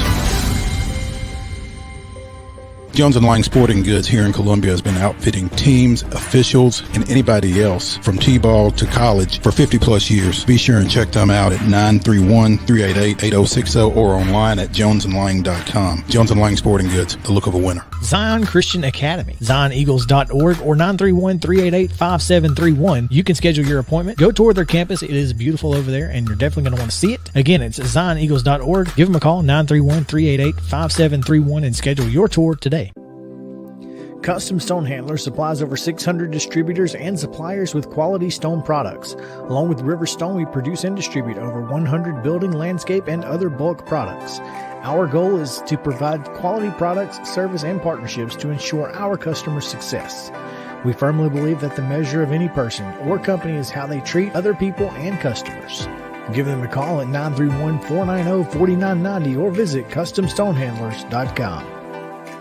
Your favorite wine tasting experience is back. The Hendersonville Rotary Club's Wine and Roses Fundraising Gala. Everything you loved and more. Saturday, March the 2nd. Prepare your taste buds for elegant wines, smooth whiskeys, craft beers, and exceptional food. Browse through the silent auction, all to benefit over 25 local charities, schools, and scholarships. Wine and Roses, Saturday, March the 2nd at Our Lady of the Lake Catholic Church, Hendersonville. HendersonvilleRotary.org.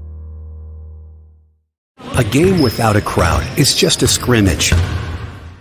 A performance without an audience is just a rehearsal. Without your presence, high school sports and the performing arts aren't possible. Ensure that these essential extracurricular activities continue to enrich the lives of students in Tennessee. Purchase a ticket to your local high school's game or performance. This message presented by the TSSAA.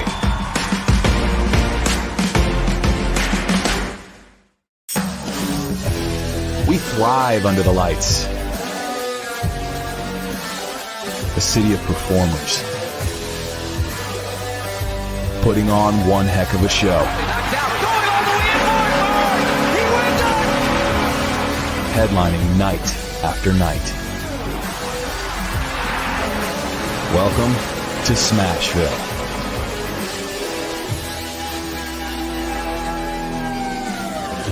Mid-Tennessee Bone and Joint has been the official sports medicine provider for Murray County Schools for more than 40 years. We specialize in orthopedic service, and our Ortho Quick Walk-In Clinic lets you bypass the ER. Visit us online at www.mtbj.net.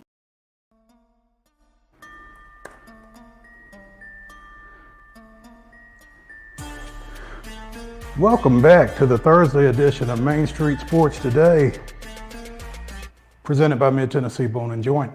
Maurice Patton, Wade Neely, and now we're going to one of our favorite segments. It's Throwback Thursday, and last week we were able to visit with Tennessee Highway Patrol Lieutenant Benny Jennings, who was heading to Vegas for Super Bowl 58 to watch somebody. So take a listen.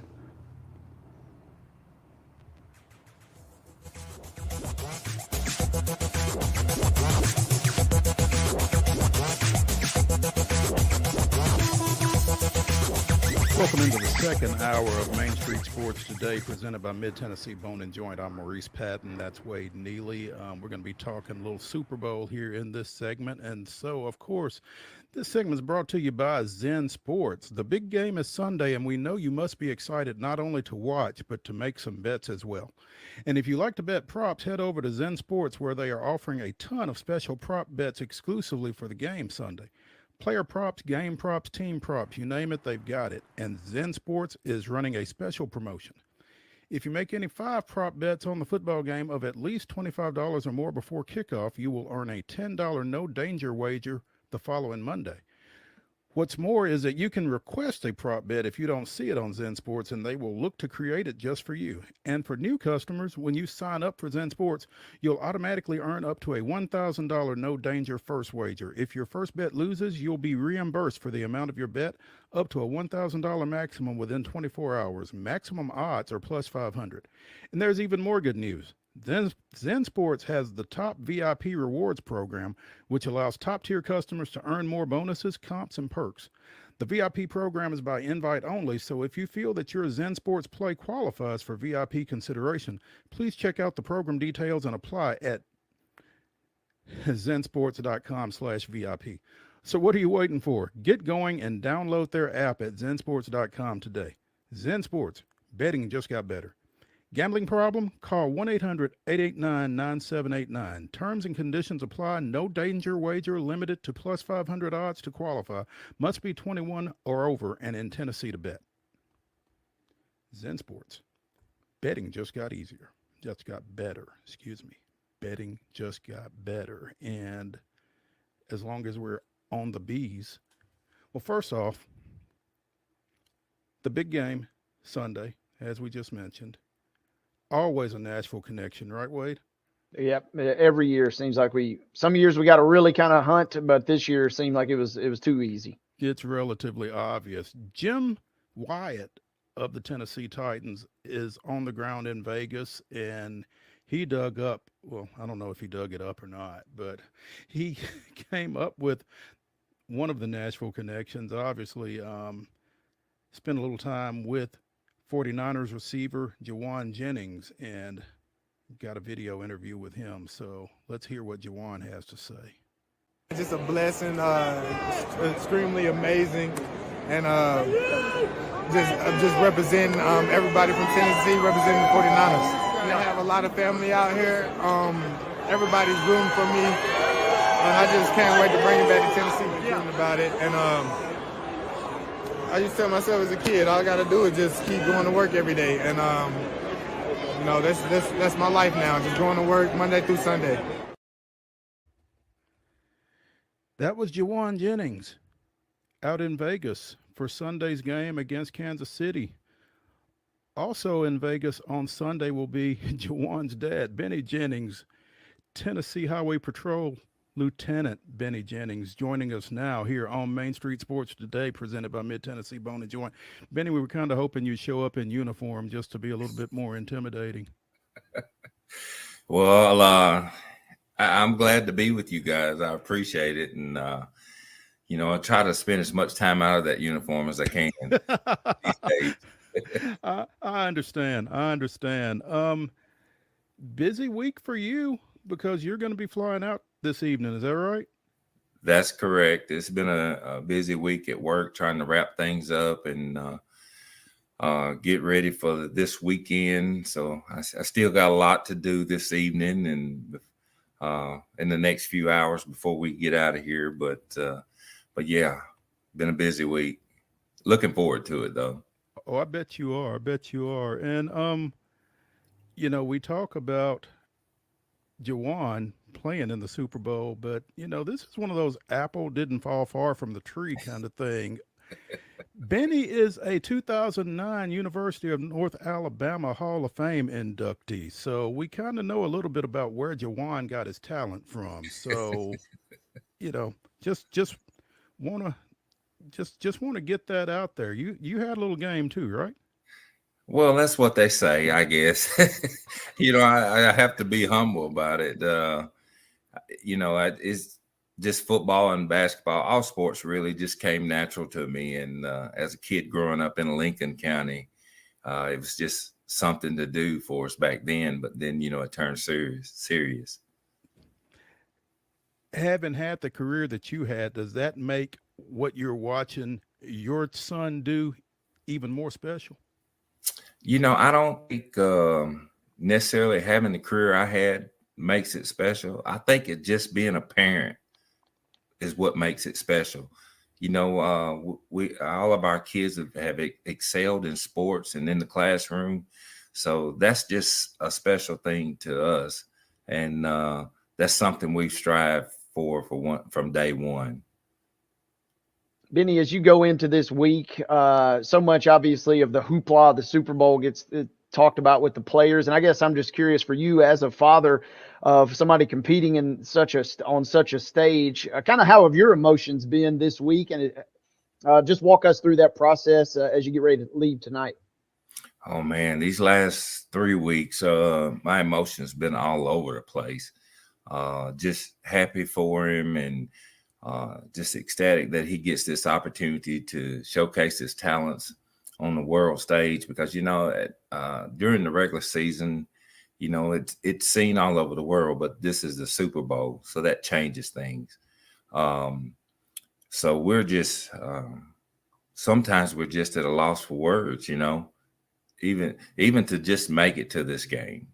This is just out of this world for us and our whole family. Yeah, kind of looking back on the 49ers postseason run just the last couple of weeks, I kind of wish we had a camera on you during those games because they've been through some crazy couple of games there with Green Bay and then Detroit, obviously. Yeah. The last game, the Detroit game, I was never nervous at one point in the game. I always thought they had a great team and that they could come back and win, and just so happened they did.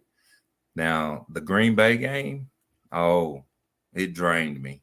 I think I paced the stadium during the whole game.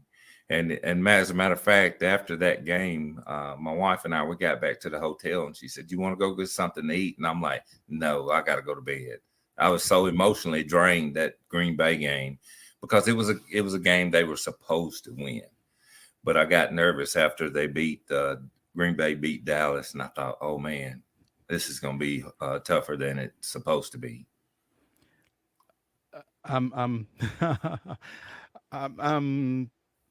I was wondering if you were going to mention Dallas at all in this conversation, because prior to Jawan going out to the West Coast, our guest was one of the biggest Dallas Cowboy fans you would meet.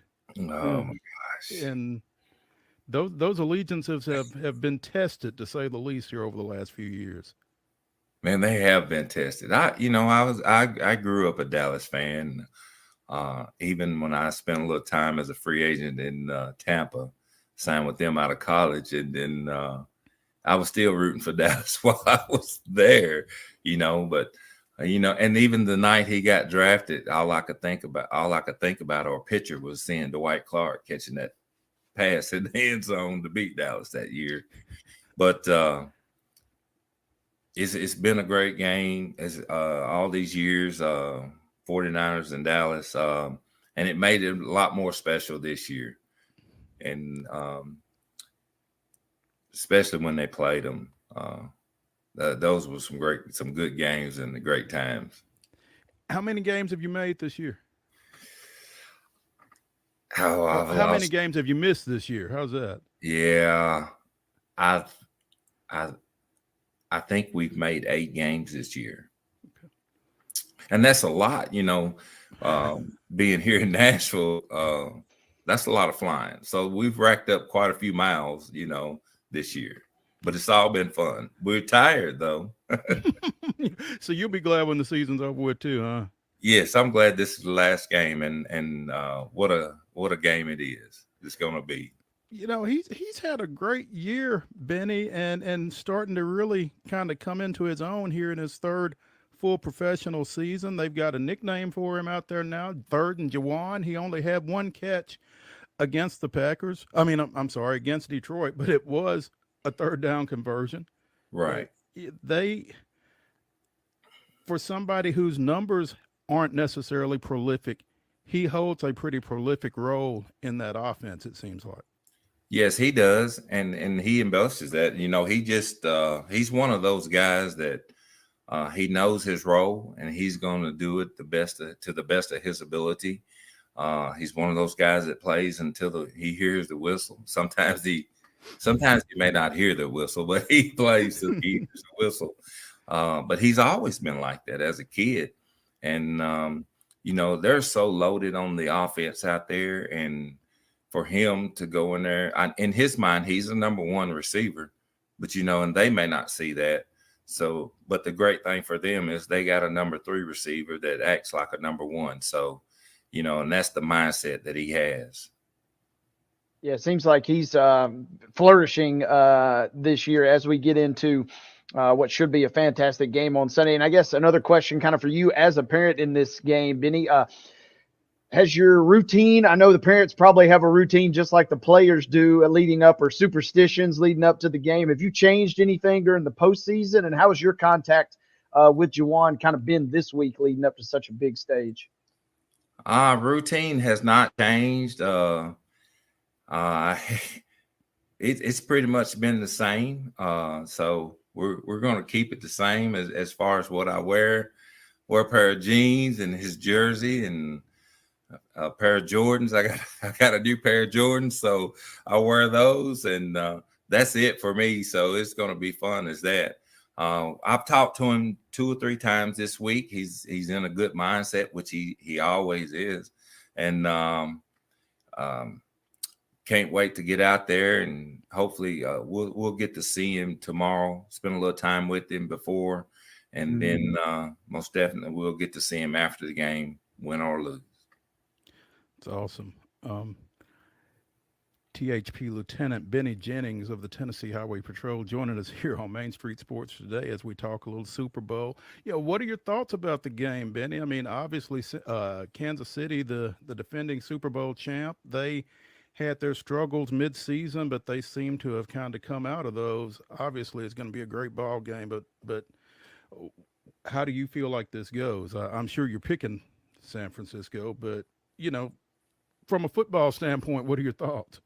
Well, from a football standpoint, I really think you've got, and you always say never bet against Patrick Mahomes, one of the best quarterbacks I've ever had the privilege to see play. He's just so good. Now, he doesn't have quite the weapons he's had in the past, but one thing I've noticed about Kansas City is that their defense has really come on in the playoffs, and the defensive line is really good. They're really performing well. And no matter whether you playing Pop Warner football or you playing professional football, games are won on the offense and defensive lines. So that's going to be a key there.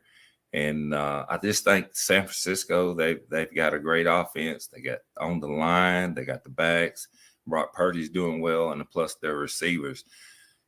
And on San Fran's defense, I really like the defensive line. They're doing what they have to do at times. But I think the strong point on the 49ers will be the defensive backs on that defense. So I think it's going to be a real good game. Of course, I am pulling for San Fran. I will say this. I'm not nervous this week. I don't feel like I felt the Green Bay game. That could be trouble. Never nervous Benny right here. Well, we'll be watching from a little different vantage point than you on Sunday, but congratulations to Juwan, obviously, and good luck to him, and look forward to seeing how Sunday goes. Benny Jennings joining us here on Main Street Sports today, man. We appreciate it. Well, thank you so much. I appreciate y'all just making time for me. And, hey, I like what you do, and it's been a blast. And go 49ers. Hey, we appreciate you making time for us. And I'll see you back out at the Ag Expo here in a couple of weeks, I guess, probably with some swag on. So look forward to that. Yes, you will. I'll have to hide the swag since I'll be working, but it'll be shown. We'll talk. All right, right, man. Thanks. Have a good trip. Thank you, guys. Thank you, Benny.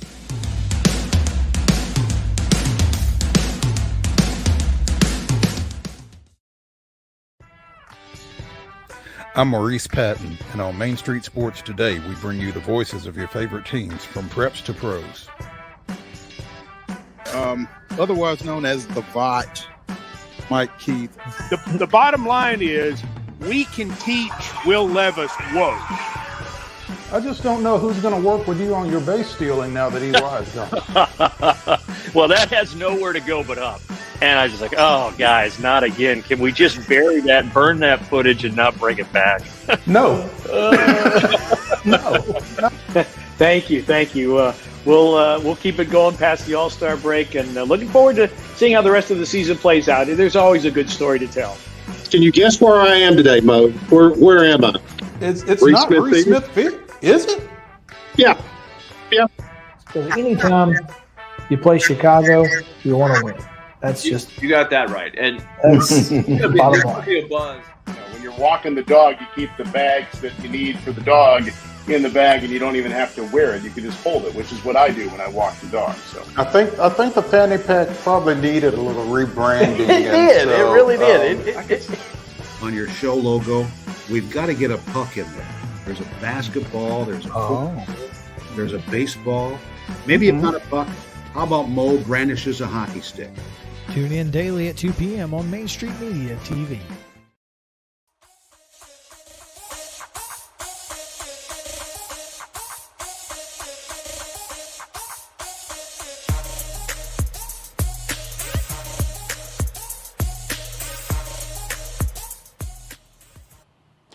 Welcome back to the final segment of the Prep Thursday edition of Main Street Sports Today, presented by Mid-Tennessee Bone and Joint. I'm Maurice Patton.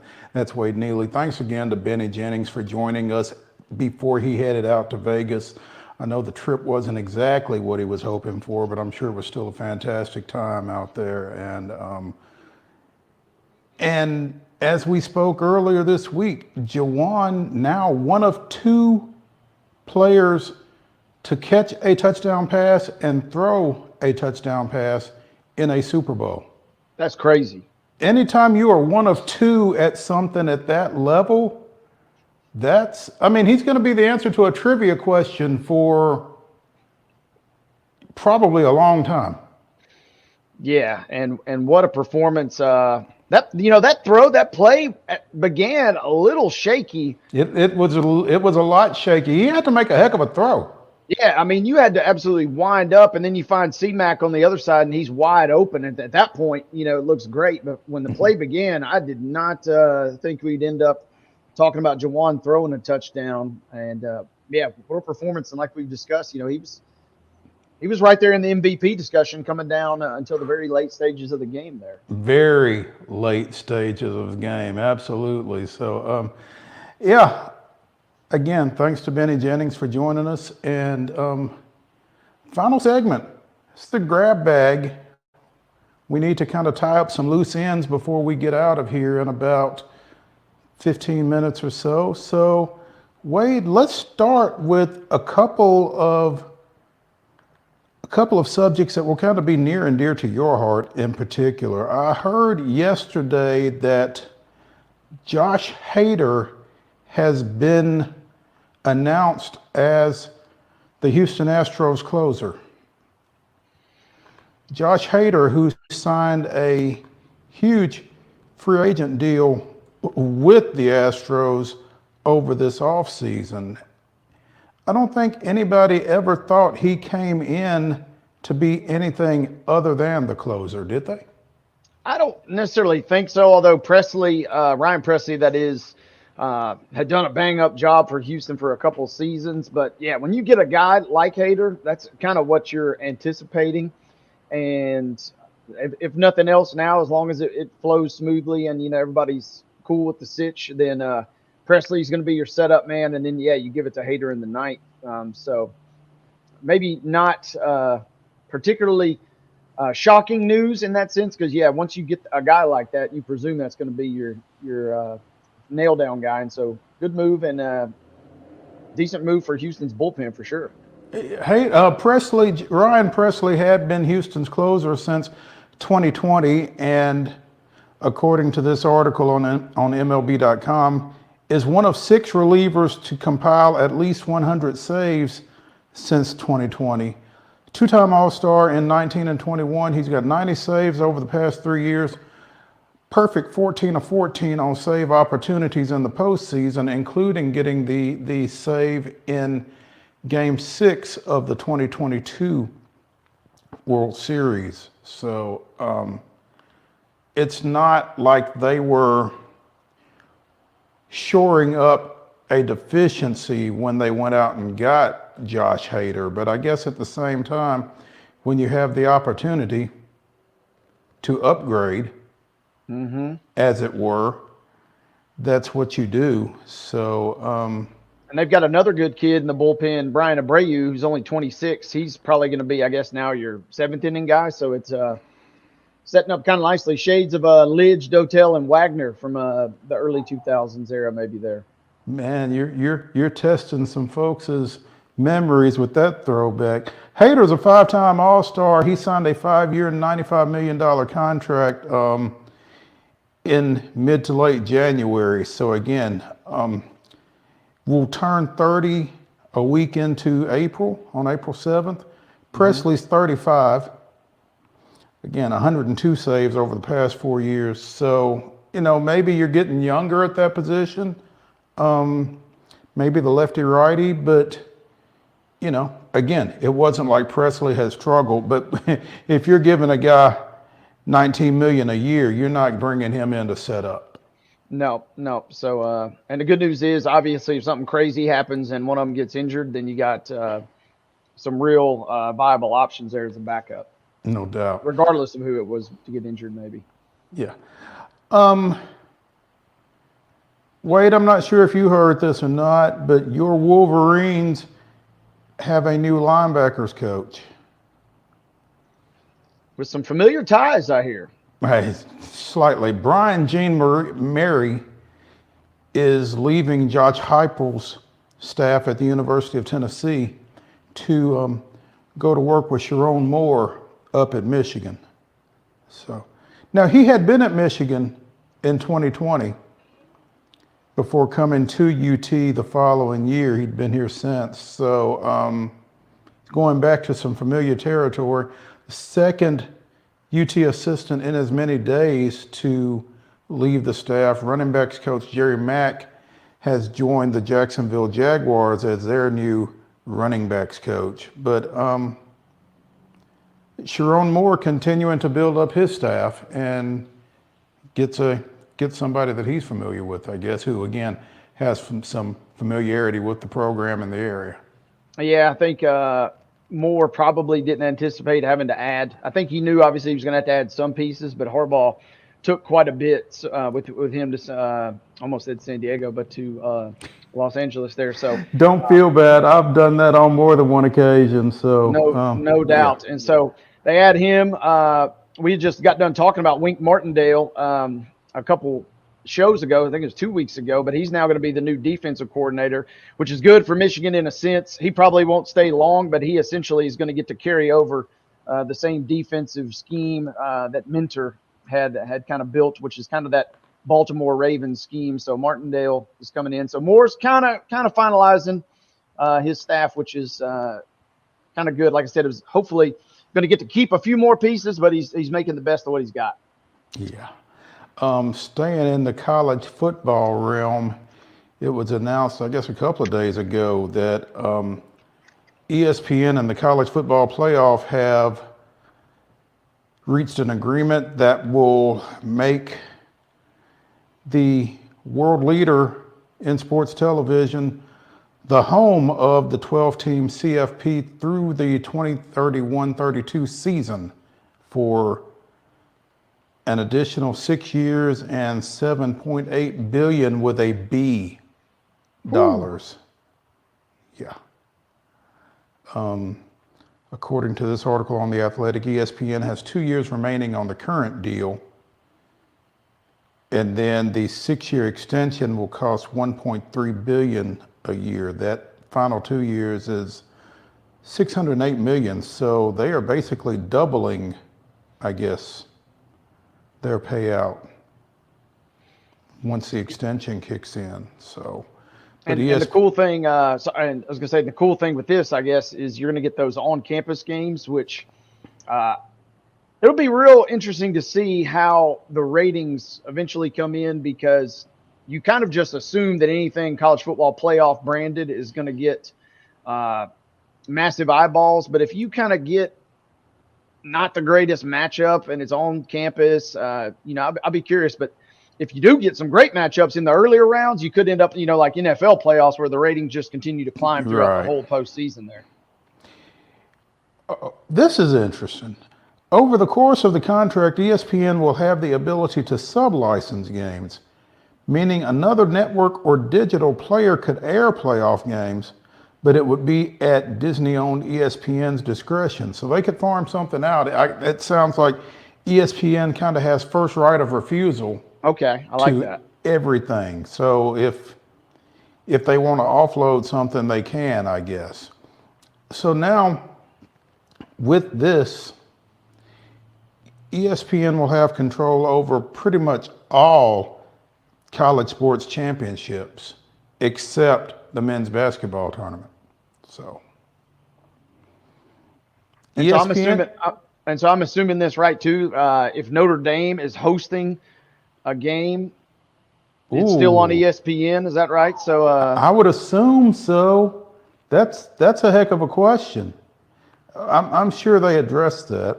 Well, okay.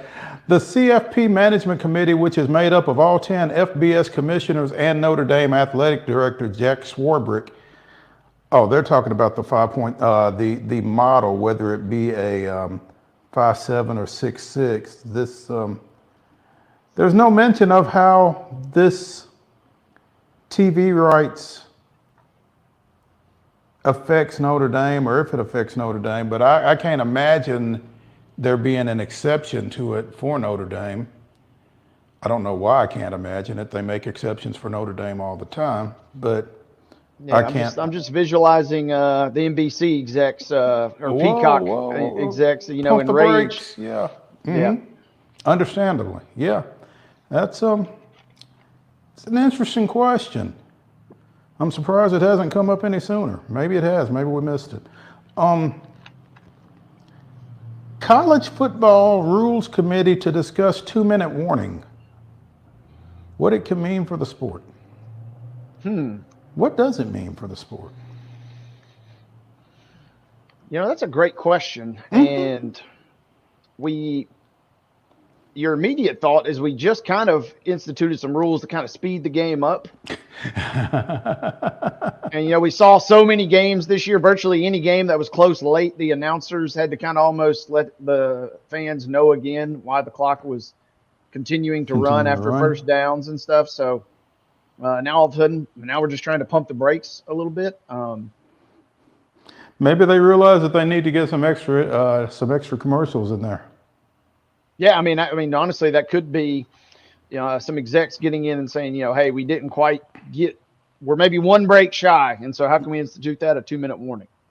Now, is this going to be a 2-minute warning for both halves, or just the second half, or I wonder how that works. I don't know, but I will say this. You know, college basketball is the one that really gets a lot of the attention and kind of grinds my gears. But I don't necessarily like that we have to have a different set of rules. High school, obviously, a little bit different. I kind of understand that. But if most of your end goal or end game is to get these kids playing at the next level, why don't we just run at the same rules as the NFL? And I guess maybe this is a way to kind of get that just a touch closer. That's certainly an interesting concept. I mean, I don't know, other than, you know, the timeout for more commercials, I'm not sure exactly what the significance is of the 2-minute warning on the field. Because, I mean, we cover a lot of high school football, obviously. There's no 2-minute warning in high schools. I just don't know. I don't know, like I said, I don't know the significance of it. So hopefully somebody smarter than me anyway can help us understand that, because right now I don't. Wade, by the end of the night, Caitlin Clark will be the all-time women's college basketball scoring leader. And I say that because Iowa plays Michigan tonight, and Caitlin is 8 points away from breaking the record. I would say pretty good chance she's going to get that. And, you know, a lot of folks had thought maybe she would kind of eclipse this mark a game or two ago, but it's going to come probably against the Wolverines tonight. And yet, just unbelievable career. And just, she's just a phenom in every sense of the word. And she's going to go down as one of the absolute very best to ever do it. And so kind of a cool mark, even if it does come at the expense of my Wolverines tonight. Now, unfortunately, you're going to have to work to see it because the game is being streamed on Peacock. They don't make it easy, do they? No, clearly not. She has 3,520 points. Kelsey Plum is the all-time leader with 3,527 points from 2013 to 2017 at Washington. So again, I think it's when tonight, not if Caitlin Clark breaks his record. Now, what will be a little easier to see than that is South Carolina at Tennessee, the unbeaten Gamecocks 23-0. Tennessee 15-8, 8-3 in SEC play, but they've won their last 7 on campus. So That one will be on at 6 Central on ESPN. Again, Iowa and Michigan at 7 Central on Peacock. Good luck finding it. That's going to do it for the Thursday edition of Main Street Sports Today, presented by Mid-Tennessee Bone and Joint. Join us tomorrow at 2 o'clock, where we will be visiting with Terry McCormick for the Titans update, among other things. See you then.